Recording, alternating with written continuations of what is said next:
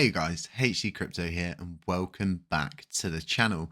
So if you missed the live stream yesterday that was covering that Twitter space, do go back, have a listen and kind of get up to date with all of that information that was relayed. So something I was talking about during that space was the issues surrounding how we've got to the position that we're in. And one of those issues was something that stemmed back all the way to the very beginning of this. And it really goes to show all of these people that are part of the problem, those people that are network noding and double noding, they've been doing this for some time. Like, it's nothing new. We've always known it's there, but this was very deeply rooted. And what I'm starting to see is those old characters come about again. And because a lot of people keep going back to these same people and keep trusting those same people over and over again, even though they've been burned time and time again and have bad intentions for this blockchain, and even if they're developing their own chains, they've got good communities,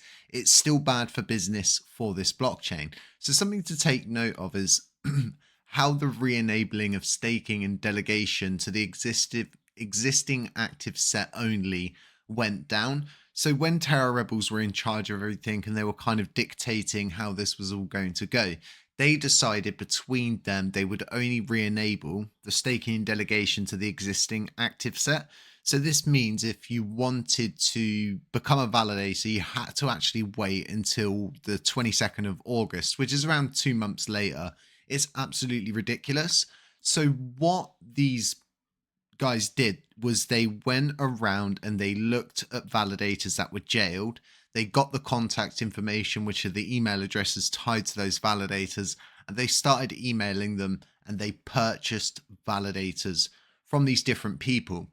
Now, in doing that, they introduced a rule that prevented organic growth and new validators, and then they allowed all of the Luna validators who had just committed to letting this chain die, right?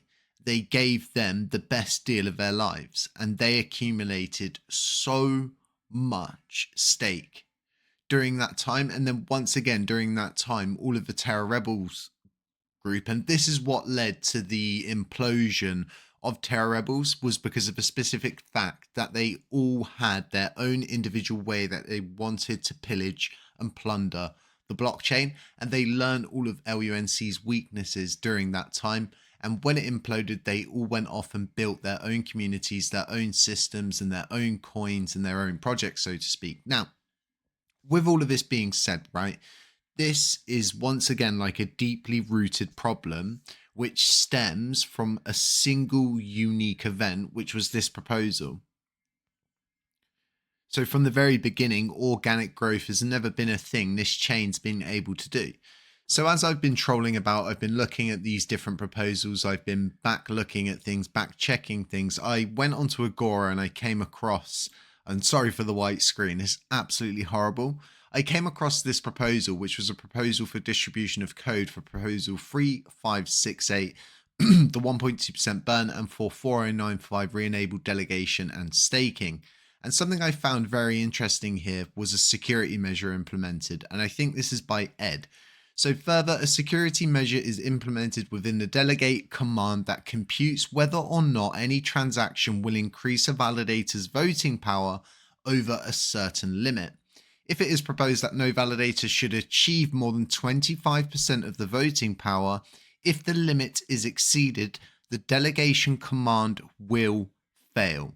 And this security measure will also be in place for the first 60 days.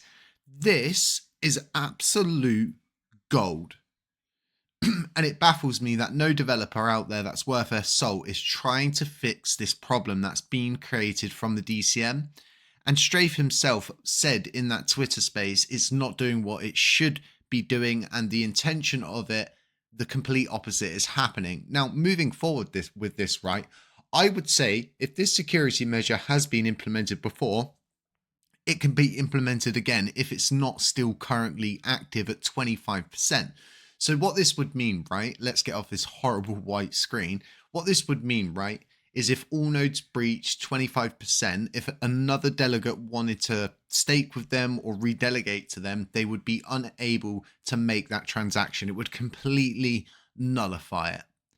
And what we keep seeing is these validators, right? They go above a certain percent, they go down a certain percent, and then they go up a load of percent, they go down a little bit, they go up a little bit more, they go down a little bit, and eventually they're just building their way up. It's at this point I would say to everybody on this blockchain that this security measure is probably the key to solving all of the crap, because none of these validators are willingly going to give away their voting power. All nodes aren't doing it, and you're not going to see any of these other validators do it either. They're not going to introduce a system they know would cut their voting power in half. So I have to be very careful about this, but what I would say is nothing is impossible. We can achieve anything as the Luna Classic community. So now, taking this rule set and working from what we currently know now is, I would say we need to introduce some kind of a tolerance bar, something that brings it down. So, okay, all nodes are at 15% voting power. That should then be set to 10%. So then every time they lose a delegation, that delegation can't come back. And then categorically, you bring them down. And anybody who wants this chain to survive, anyone who wants to support this blockchain would support a system like this. Because it's at this point, I would say to everybody in this community, with the price of LUNC being at what it is, the running cost averaging out for a validator, I would say 5 to 6% at most should be the max cap. And that should be introduced across board. So therefore, then anybody above 6% wouldn't have anybody delegate them. And you would say to yourself, and you would say to me, well, Jay, what happens when there's so many people, there's so many delegations, the active set's filled up at 100 and everyone's more or less hitting 6% voting power? Well, then you open up the active set to more validators. You bring more validators on board. You open up another 30 slots like there originally was, and it starts to build up and we get a bigger validator base. We get a more decentralized ecosystem. And if we had a system where everybody was sat between the 4 to 6% range, our Nakamoto coefficient would be absolutely magnificent, to say the least.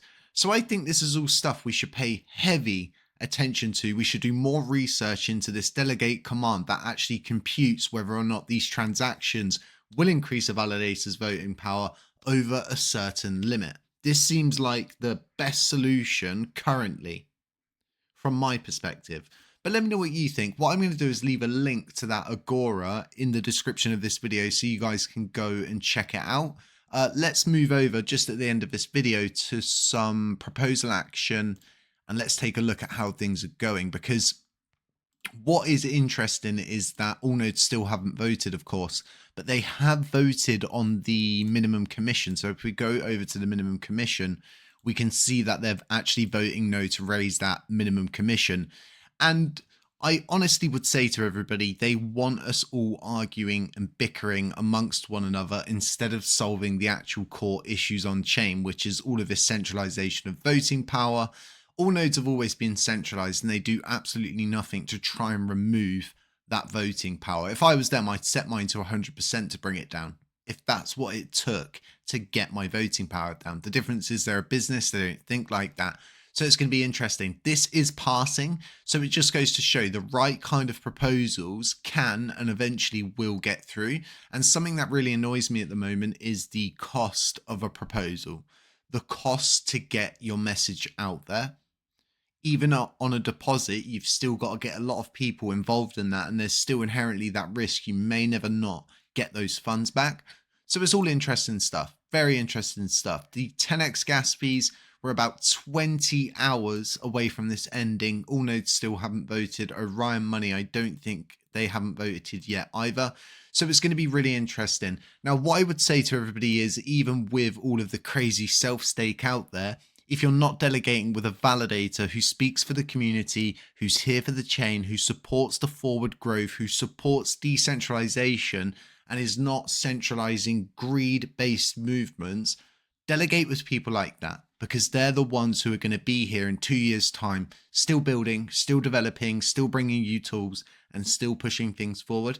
These validators that are greedy, they're not going to be around for long, because like I was saying in the Twitter space, if you remove the DCM, you remove any reason for them to continue self-staking and building up their self-stake. So you do hit two birds with one stone in this situation, because as they remove their self-stake, they lose that voting power, they lose that say, they lose that sway. Let's equalize the playing system. Let's bring an equal playing field back, and let's make people recognized for the work that they're actually doing and providing for this blockchain. Guys, other than that, links to everything in the description, like I was saying, links to our Patreon if you're looking for alpha calls. We've got brilliant ones there. We're also closing into our monthly giveaway, which is around $3,000 to 2 people every month. It can go up, but it is around $3,000 currently. Links to the indicator in the description. Prices are going up for that soon. It's still 20% off at the moment currently. That is the tool I'm using to find a lot of my different alpha calls. That's how I'm finding a lot of my different gains at the moment in this halving event. And guys, you know, it's the halving event. Be happy, be very, very careful, and just stay safe. And I'll catch you in the next one.